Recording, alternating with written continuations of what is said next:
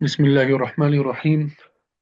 رب اشرح لي صدري ويسر لي أمري واحلل عقدة من لساني يفقه قولي. رب زدني علما رب زدني علما. إياك نعبد وإياك نستعين. سبحانك لا علم لنا إلا ما علمتنا إنك أنت العليم الحكيم. وأفوض أمري إلى الله إن الله بصير بالعباد. يا عليم علمني يا عليم علمني يا عليم علمني.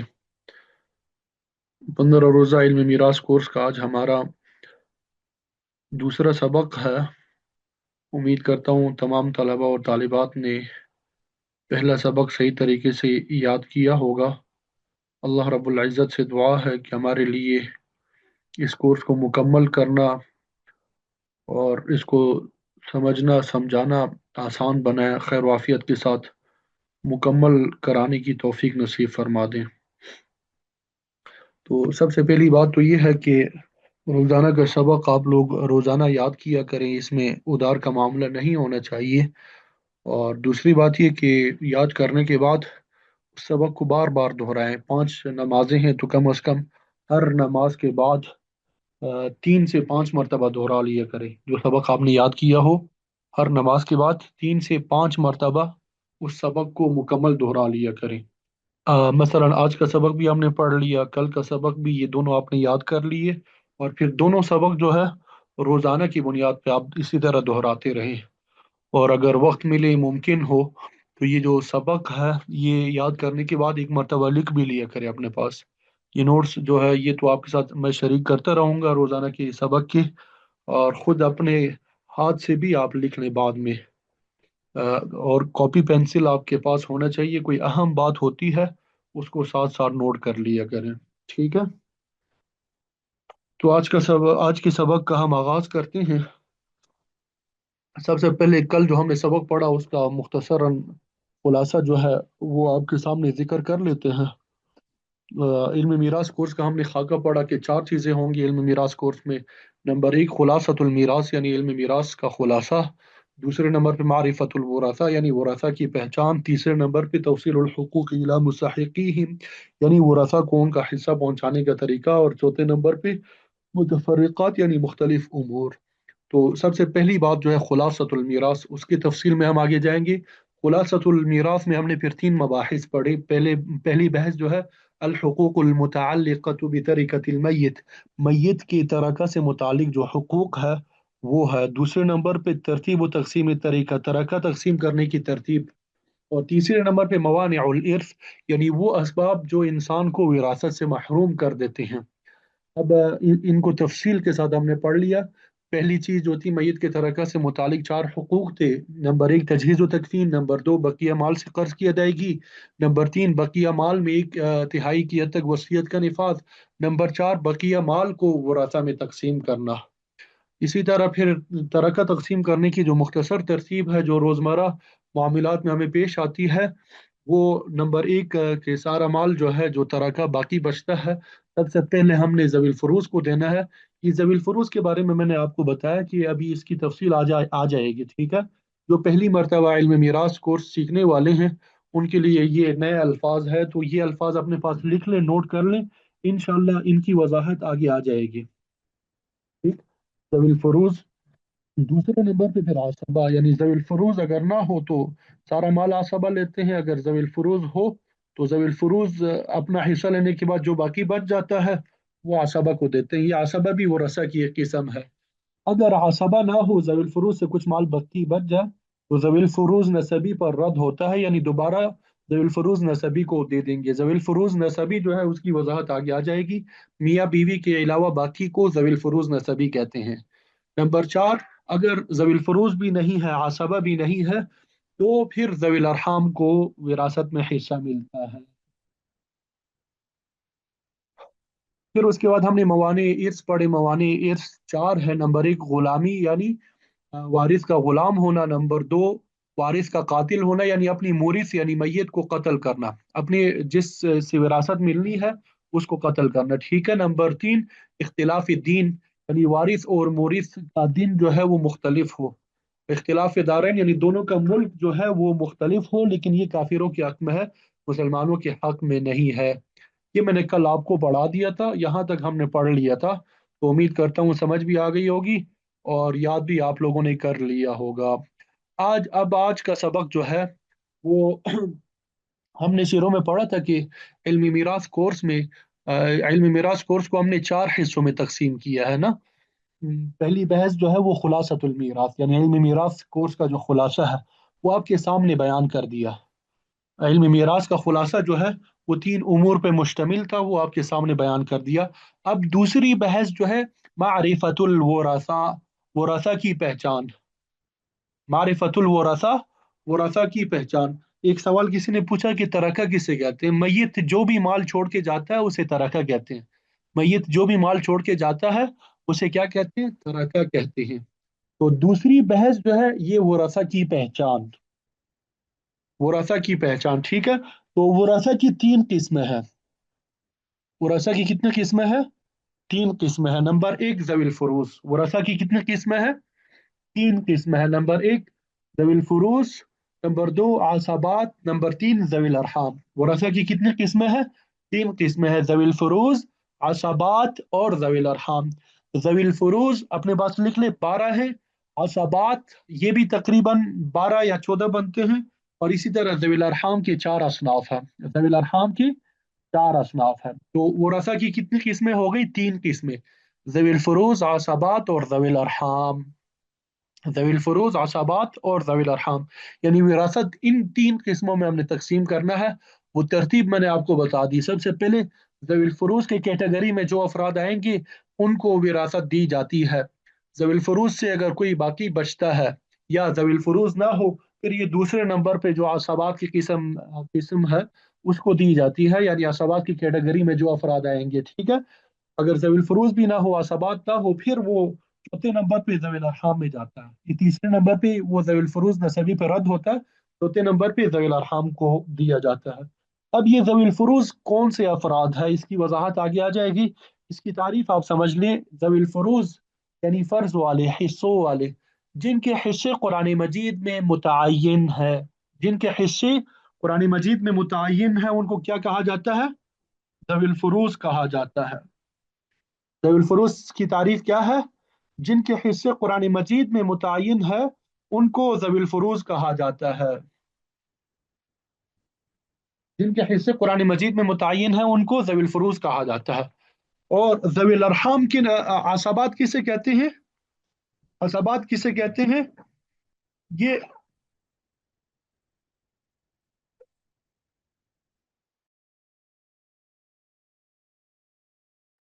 जी, आसाबात की तारीफ क्या है कि जिनके हिस्से कुरान मजीद में मुतय्यन ना हो।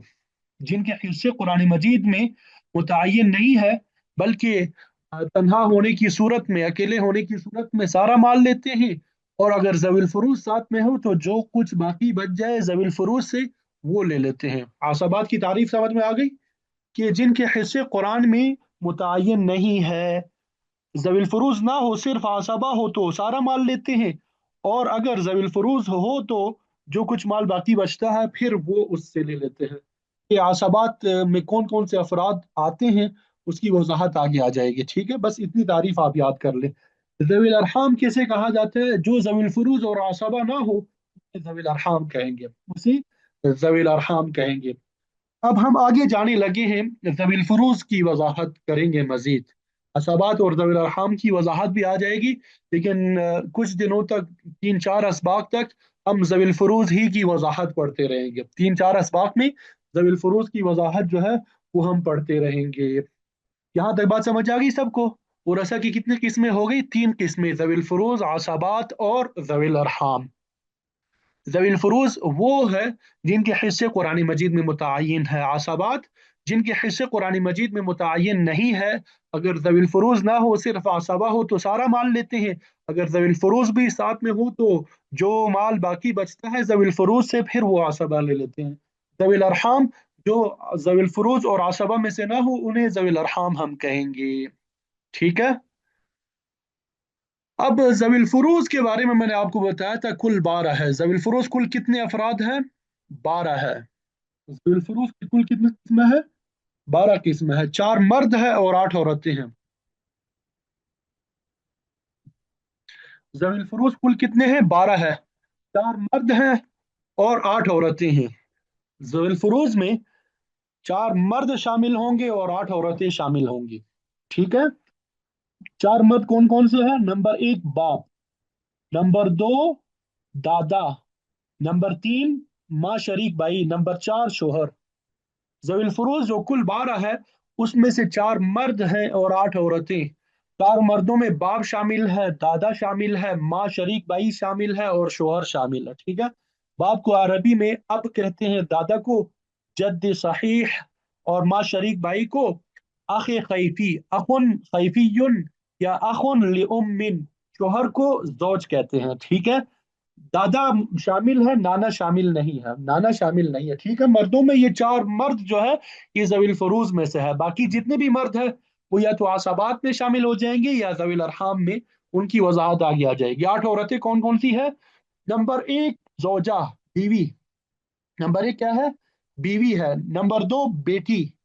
नंबर 3 पोती। नंबर 4 हकीकी बहन। नंबर 4 हकीकी बहन। और नंबर 5 बाप शरीक बहन, बाप शरीक बहन। नंबर नंबर 6 माँ शरीक बहन। और नंबर 7 माँ। नंबर 8 दादी या नानी। 8 औरतें कौन कौन सी है? नंबर 1 बीवी, नंबर 2 बेटी, नंबर 3 पोती, नंबर 4 हकीकी बहन, फिर बाप शरीक बहन, फिर माँ शरीक बहन, फिर माँ, और फिर उसके बाद दादी या नानी। इनको आप लोगों ने याद करना है। नाम जो है आप लोगों ने याद करने हैं। 4 मर्द और 8 औरतें, कुल जविल फुरूज 12 है। अभी सिर्फ नाम याद रखें, ज़रा तफसील में जाने की ज़रूरत नहीं है। वजाहत इंशाल्लाह आगे आ जाएगी। जविल फुरूज कुल 12 है। 4 मर्द 8 औरतें। 4 मर्द कौन कौन से हैं? बाप, दादा, माँ शरीक भाई और शोहर।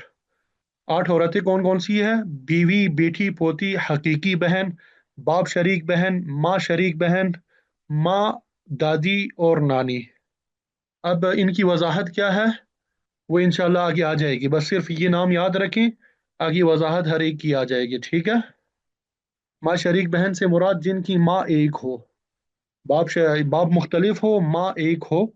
बाप शरीक बहन से मुराद होता है कि बाप एक है दोनों का, लेकिन माँ जो है वो अलग अलग है।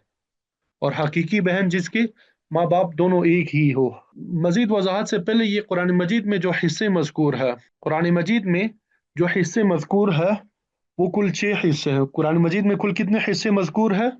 कुरान मजीद में जो हिस्से जिक्र किए गए हैं वो 6 है। उनको हमने 2 हिस्सों में तकसीम किया है। एक हिस्से को हमने पहली किस्म या नौ अव्वल कहेंगे। ये वैसे ही आप पहला ग्रुप भी कह सकते हैं, पहली क्लास भी कह सकते हैं, पहली किस्म, नौ अव्वल, या पहला ग्रुप, या पहली क्लास, कोई भी कह ले आप। ठीक है। पहली किस्म में 3 हिस्से आते हैं। नंबर 1 निस्फ। निस्फ का मतलब क्या होता है? आधा। निस्फ का मतलब क्या होता है उर्दू में? आधा। रियाजी में कैसे लिखेंगे? 1/2। ठीक है। 1/2। इसको यानी 50% भी कहेंगे। इसको क्या कह सकते हैं? 50% भी। ठीक है। और दूसरे नंबर पे क्या है? रुबो। ये लफ्ज क्या है? रुबो। 1/4 को कहते हैं। चौथाई को क्या कहते हैं? रुबो कहते हैं। रियाजी की जुबान में 1/4। ठीक है। रियाजी की जुबान में क्या कहेंगे इसको? 1/4 कहेंगे। इसी तरह इसको 25% भी कह सकते हैं। 25%। इसको तो फीसद के एतबार से निकालेंगे, 25% बनता है ये। इसी तरह सुमन जो है, 8वें हिस्से को कहते हैं सुमन। 8वां हिस्सा। सुमन क्या है? 8वां हिस्सा। 1/8। 1/8। और जब इसकी वो फीसद निकालेंगे तो 12.5% ये निकलता है। 12.5% इसका वो निकलता है। ठीक है। तो सबसे बड़ा क्या होता है? 50%, यानी निस्फ। फिर दूसरे नंबर पे रुबा यानी 25%। और इसी तरह सुमन जो है, 8वां हिस्सा, 12.5% बनता है। 12.5% बनता है। यहाँ तक बात समझ आ गई सबको? कुरान मजीद में जो हिस्से मजकूर है वो कुल 6 है। कुरान मजीद में कुल कितने हिस्से मुतय्यन है?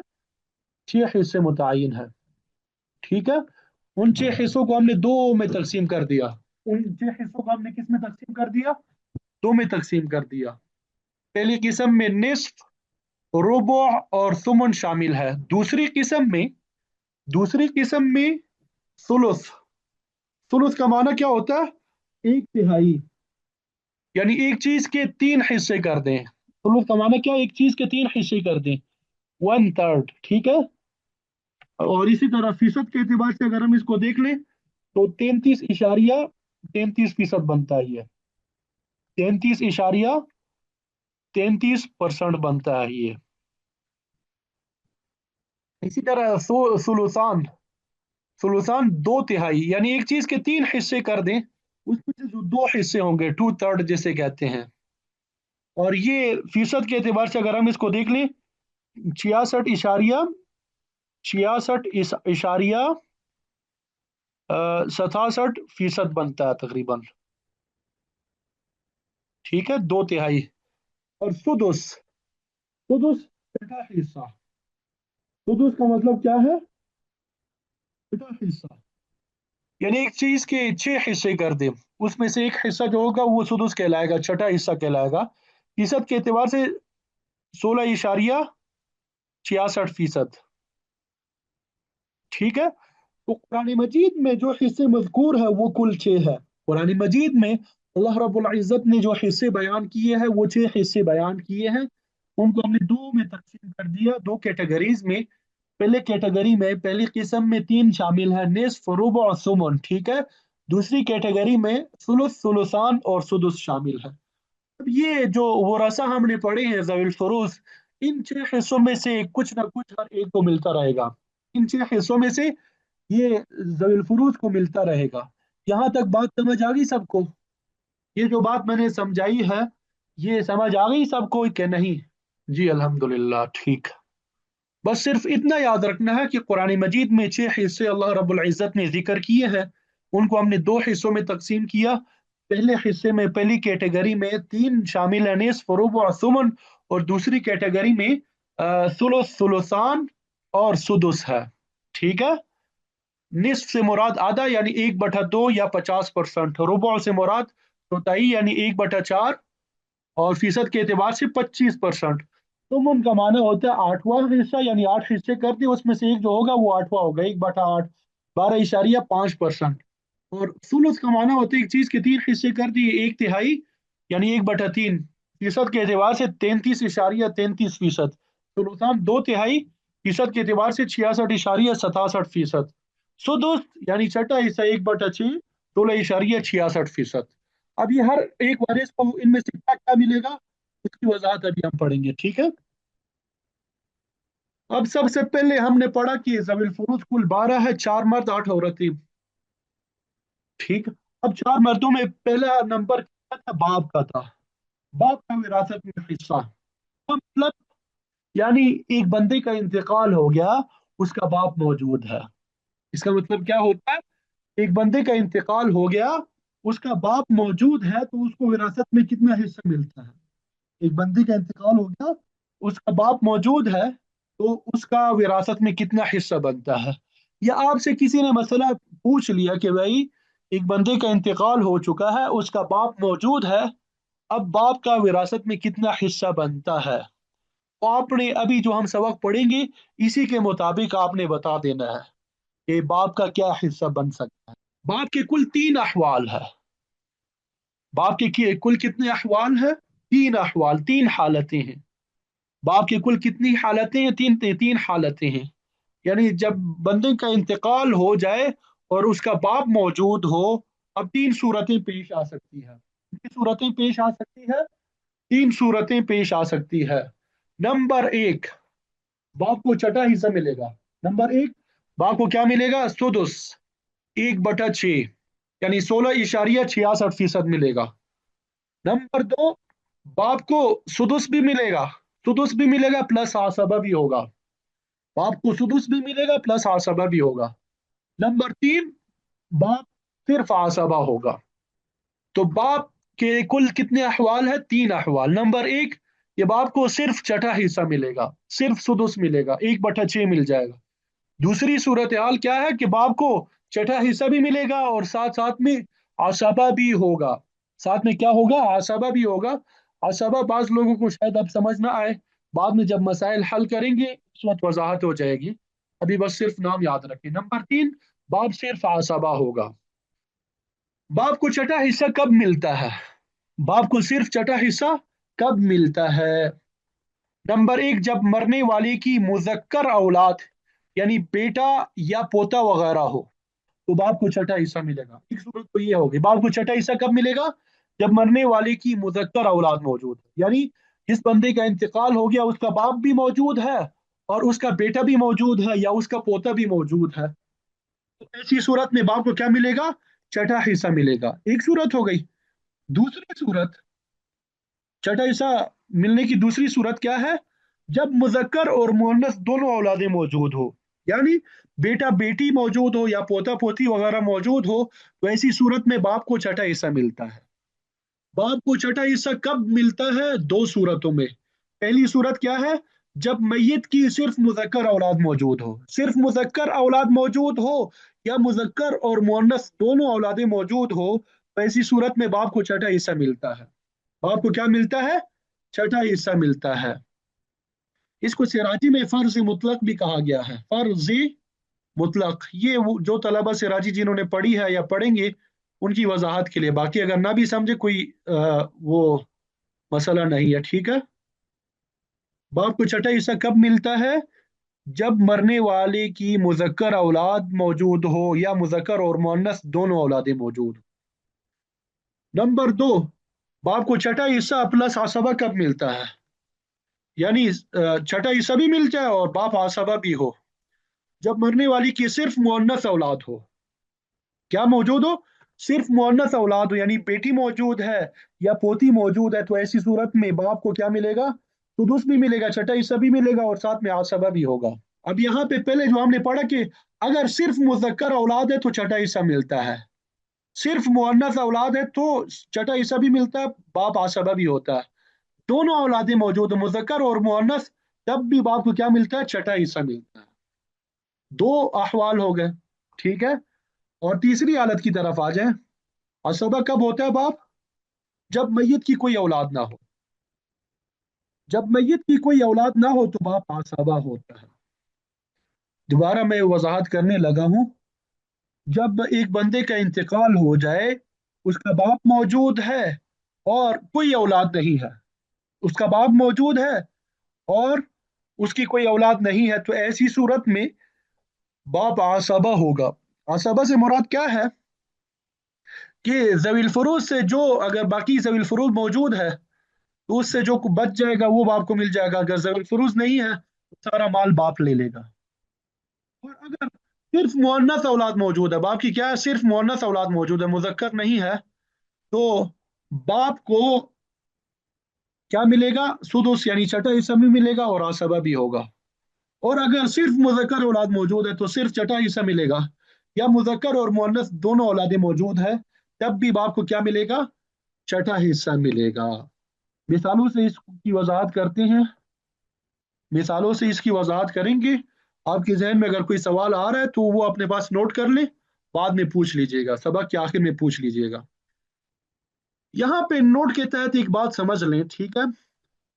ये वलद या औलाद हम इस्तेमाल करेंगे या सिराजी में इस्तेमाल होता है, फिक़ह की किताबों में इस्तेमाल होता है, कुरान मजीद में भी इस्तेमाल होता है, ठीक है।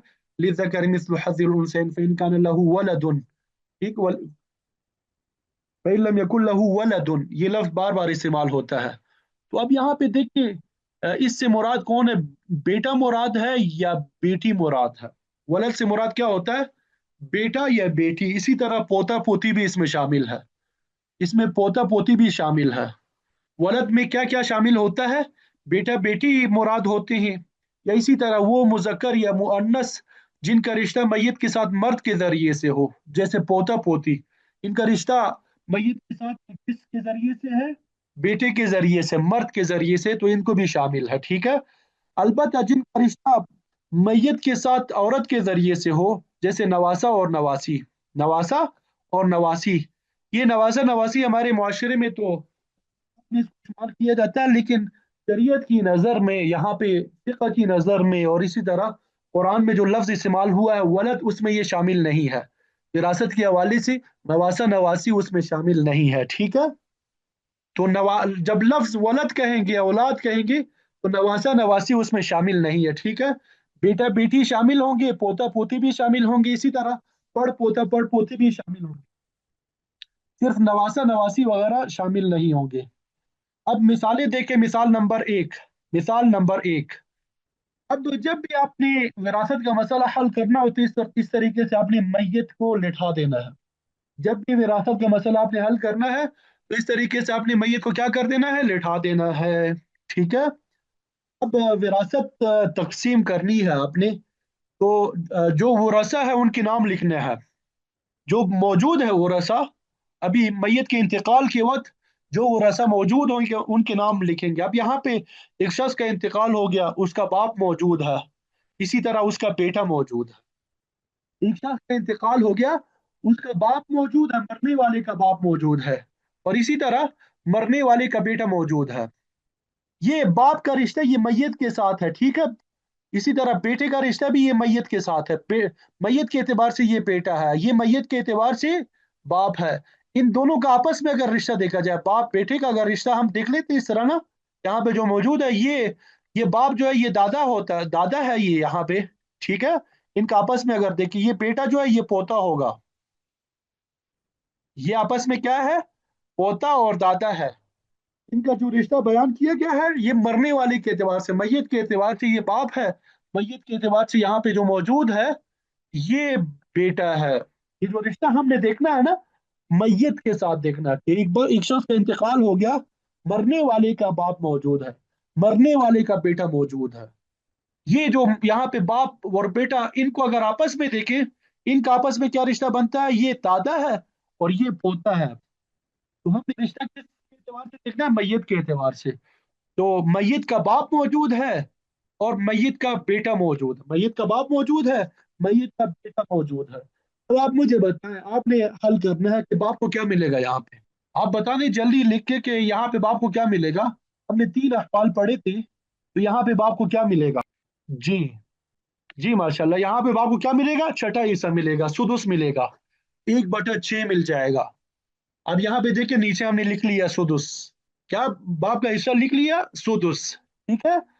اب یہاں پہ بیٹا جو ہے اس کے احوال ہم نے پڑھے نہیں ہے کہ وہ ذوی الفروز میں سے ہے، یعنی ذوی الفروز میں سے تو نہیں ہے، تو ہم نے پڑھے نہیں، اس لیے ہم ابھی چھوڑیں گے ویسے ہی، ٹھیک ہے؟ تو باپ کو کیا ملے گا؟ چھٹا حصہ ملے گا۔ باپ کو کیا ملے گا؟ چھٹا حصہ۔ مثال نمبر 2 کی طرف آ جائے، یہاں پہ ایک میت ہم نے بنا لی، جی، ایک شخص کا انتقال ہو گیا، اس کی میت ہم نے بنا لی، سب سے پہلے ہم نے تجہیز و تکفین کر دی تھی، قرض کی ادائیگی بھی ہو گئی تھی، وصیت کو بھی ہم نے نافذ کر دیا تھا، جو مال باقی بچ گیا، چوتھے نمبر پہ وراثت تقسیم کرنی تھی، یہ مرحلہ تب شروع ہوتا۔ اب مرنے والے کا باپ موجود ہے، اسی طرح مرنے والے کا بیٹا بھی موجود ہے، اور مرنے والے کی بیٹی بھی موجود ہے، یعنی مذکر اور مؤنث دونوں اولادیں موجود ہیں۔ اب آپ لوگ مجھے بتا دیں کہ کیا حصہ ملے گا باپ کو؟ جی، اس صورت میں بھی باپ کو کیا ملے گا؟ چھٹا حصہ ملے گا، صرف مذکر اولاد ہو یا مذکر اور مؤنث دونوں اولادیں ہو تب بھی باپ کو چھٹا حصہ ملتا ہے۔ مثال نمبر 3 دیکھیں، ایک شخص کا انتقال ہو گیا، اس کا باپ موجود ہے اور اس کی بیٹی موجود ہے، باپ موجود ہے اور بیٹی موجود ہے۔ اب یہاں پہ آپ مجھے بتا دیں کہ باپ کو کیا ملے گا؟ اگر بیٹی موجود ہو تو کیا ملے گا باپ کو؟ سدس پلس آصابہ، سدس پلس آصابہ، وضاحت انشاءاللہ آگے آ جائے گی کہ سدس پلس آصابہ کیسے ملتا ہے، جب مسائل حل کریں گے صحیح طریقے سے اس وقت وضاحت ہوگی، ٹھیک ہے اس کی؟ ابھی آپ لوگوں نے صرف یاد کرنا ہے کہ چھٹا حصہ بھی ملے گا اور آصابہ بھی ہوگا۔ بیٹی کے احوال ہم نے پڑھے نہیں ہے، اس لیے ہم یہاں پہ اس کو چھیڑیں گے نہیں، بعد میں جب بیٹی کے احوال پڑھیں گے پھر یہاں پہ اس کے یعنی جو حصہ بنتا ہوگا وہ لکھ لیں گے۔ مثال نمبر 4 دیکھیں، میت ہے، ایک شخص کا انتقال ہو گیا، باپ موجود ہے اور شوہر موجود، یہ شخص نہیں ہے، خاتون کا انتقال ہو گیا، خاتون کا انتقال ہو گیا، باپ موجود ہے اور شوہر موجود ہے، باپ موجود ہے اور شوہر موجود ہے۔ تو اب آپ مجھے بتا دیں باپ کو کیا ملے گا؟ یہاں پہ باپ کو کیا ملے گا؟ باپ آصابہ ہوگا، کیونکہ औलाद मौजूद नहीं है तो बाप क्या होगा? आसबा होगा। औलाद क्या होगा? आसबा होगा। एक मिसाल मैं आप लोगों से पूछने लगा हूं, एक मिसाल आप लोगों से पूछने लगा हूं कि मैयत है, बाप मौजूद है और नवासा मौजूद है। अब बाप को क्या मिलेगा? कौन बताएगा? जल्दी बताएं। सुदुस मिलेगा, सुदुस प्लस आसबा होगा, या क्या होगा? जल्दी बता दें। जी देखिए, यहाँ पे आप लोगों ने गलती कर ली ना। यहाँ पे आसबा होगा। वो मैंने आपके नोट के तहत वजाहत कर दी थी ना कि नवासा जो है ये औलाद में शामिल नहीं है। नवासा जो है औलाद में शामिल नहीं है। बाप आसबा होगा। ठीक है। इसी तरह एक और मिसाल देख लें। एक शख्स का इंतकाल हो गया, बाप मौजूद है और नवासी मौजूद है। क्या मौजूद है? नवासी। अब बाप को क्या मिलेगा? यहाँ पे भी बाप क्या होगा? आसबा होगा। बाप क्या होगा? आसबा होगा। ठीक है। तो ये बाप के अहवाल आपको बता दिए, मिसालों के साथ भी इनकी वजाहत कर दी, मिसालों के साथ भी इनकी वजाहत कर दी। उम्मीद करता हूँ कि समझ आ गई होगी। अगर किसी को अभी तक समझ नहीं आई, कुछ मुश्किल पेश आ रही है, तो इसी को हम अरबी में बयान करने लगे। इसी को अरबी में बयान करने लगे हैं, अरबी में याद करने के लिए। और सिराजी में जो कुछ लिखा हुआ है, अभी तक जो कुछ हमने पढ़ा, इसी को अरबी में बयान किया गया है। अम्मल अबु फलहु अहवालुन सलासुन। अम्मल अबु फलहु अहवालुन सलासुन।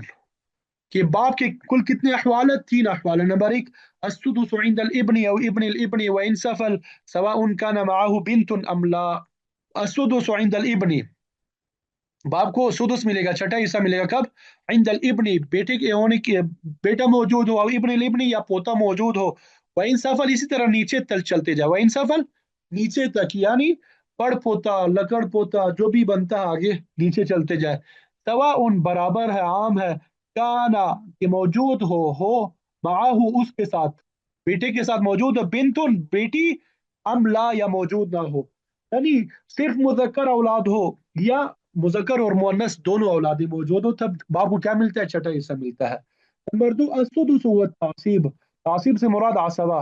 बाप को छठा हिस्सा मिलेगा और आसबा भी होगा कब? इंदल बिनती, बेटी की मौजूदगी में, और बिन तिलिबनी या पोती की मौजूदगी में। इसी तरह वह इन सफलत नीचे चलते जाए, पड़ पोती, लकड़ पोती या जो भी है, यानी मुअन्नस औलाद की मौजूदगी में क्या मिलेगा? बाप को छठा हिस्सा भी मिलेगा और आसबा भी होगा।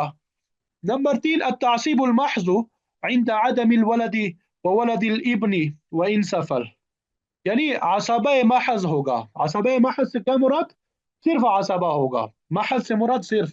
इंद अदमिल वलद, वलद ना हो, व वलदिल इब्नी, इबन का वलद भी ना हो, व इन सफल इसी तरह नीचे, यानी औलाद ना हो तो क्या मिलता है? सिर्फ आसबा होता है। और मैंने आपको बता दिया कि, क्या बताया आपको? नवासा नवासी जो है ये औलाद में शामिल नहीं है। नवासा नवासी ये औलाद में शामिल नहीं है। तो अल्हम्दुलिल्लाह, बाप के अहवाल आप लोगों को याद हो गए हैं, समझ भी आ गए होंगे। तो अगर किसी शख्स का इंतकाल हो जाए और उसका बाप मौजूद हो, तो ऐसी सूरत में आप लोगों के सामने ये तीन सूरत हाल पेश आ सकती है, तीन सूरतें पेश आ सकती है। औलाद अगर ना हो तो आसबा बना लेंगे आप उसको। अगर औलाद मौजूद है फिर दो सूरतें हैं। सिर्फ मुअन्नस औलाद है तो छठा हिस्सा मिलेगा और आसबा होगा। सिर्फ मुजक्कर औलाद है तो छठा हिस्सा मिलेगा। मुजक्कर और मुअन्नस दोनों औलादी हैं, तब भी क्या मिलेगा? छठा हिस्सा मिलेगा। मिसालों के साथ वजाहत कर दी। और इसी तरह अरबी में भी आपके सामने इसकी वजाहत आ चुकी है। उम्मीद करता हूँ सबको समझ आ गई होगी। इंशाअल्लाह कल जो है फिर आगे हम पढ़ेंगे दादा के अहवाल। ठीक है। कल जो है हम दादा के अहवाल पढ़ेंगे, फिर इसी तरह माँ, शरीक भाई और बहन, और इसी तरह शोहर, और जितना भी मौका होगा वो हम पढ़ लेंगे। ठीक है। उम्मीद करता हूँ आज का सबक आप लोगों को समझ आ गया होगा।